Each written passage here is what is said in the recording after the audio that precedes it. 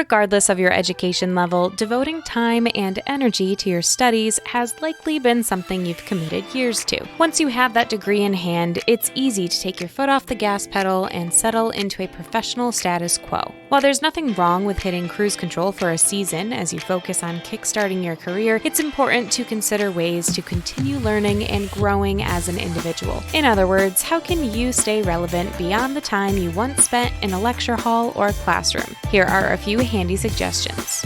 Learning doesn't always have to be something you set aside specific time slots for. By organically adding podcasts or audiobooks into what you're already doing, you can regularly take in new information without changing the flow of your day. Many of us find we don't have time to sit down and read a book, but by listening to an audiobook or news podcast, we can stimulate our brains while we work out or cook dinner.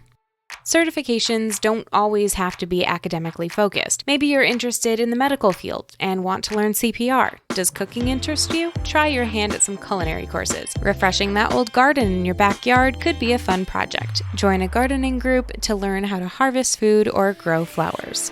The best way to learn is to jump right into a new place or culture. If you're able, travel to a country you've never been to and observe how life flows there. You'll be surprised at just how much you can learn from simply doing life in a new place.